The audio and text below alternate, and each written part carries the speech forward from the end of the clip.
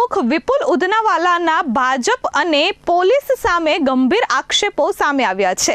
આજે જ્યારે સ્થાનિક સ્વરાજ્યની ચૂંટણીમાં ફોર્મ પરત ખેંચવાનો છેલ્લો દિવસ હતો ત્યારે સુરતમાં વોર્ડ નંબર 1ના કોંગ્રેસના ઉમેદવાર બોની પટેલે પોતાનું ફોર્મ પરત ખેંચ્યું છે, જેને લઈ કોંગ્રેસના કાર્યકરોમાં ભારે રોષ જોવા મળ્યો હતો અને તેઓ કલેક્ટર કચેરી ખાતે ધસી ગયા હતા।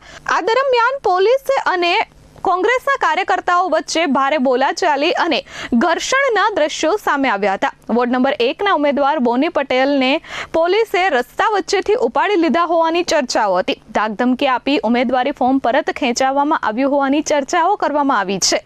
જોકે વોર્ડ નંબર 1ના ઉમેદવાર બોની પટેલે નિવેદન આપ્યું અને કહ્યું કે મેં પાર્ટી જોડે કોઈ ગદ્દારી કરી નથી। મેં પહેલા કહ્યું હતું કે મારું કામ નહીં થશે તો હું ફોર્મ પરત ખેંચી લઈશ, જે પાર્ટીને પહેલેથી જ ખબર હતી। કોંગ્રેસે મને જબરદસ્તીથી ટિકિટ નહોતી આપી। હું છેલ્લા 2 વર્ષથી કાર્યકર્તા છું। ફોર્મ ભરતી સમયે મેં કહ્યું હતું જે ટિકિટ હતી તે આપી દીધી છે। મારી કાર્યકર્તાઓ જોડે માથાકૂટ ચાલતી હતી। મેં મારી મરજીથી મારું ફોર્મ પરત ખેંચ્યું છે। જોકે બીજી બાજુ તે જ પેનલના અન્ય ઉમેદવારો કહી રહ્યા છે કે અમે સવારથી તેમની સાથે હતા, પરંતુ ભાજપના અમુક નેતાઓ તેમના ઘરે બેસેલા હતા, જેની અમને જાણ ન હતી અને તેમને ભોળવીને અહીં લાવવામાં આવ્યા હતા। અમને જેવી જાણ થઈ એવી અમે કલેક્ટર કચેરી પહોંચ્યા, પરંતુ તે પહેલા જ તેમણે પોતાનું ફોર્મ પરત ખેંચી લીધું છે। ભાજપ દ્વારા શામ દામ દંડ ભેદની નીતિ અપનાવવામાં આવતી હોવાનું કાર્યકરો અને ઉમેદવારોએ જણાવ્યું હતું। મારું નામ આશા સોનવી અને ઉમેદવાર છું હું વોર્ડ નંબર 1માં। બોનીભાઈ પટેલ, બોનીભાઈ જગદીશભાઈ પટેલે ફોર્મ ખેંચેલું છે।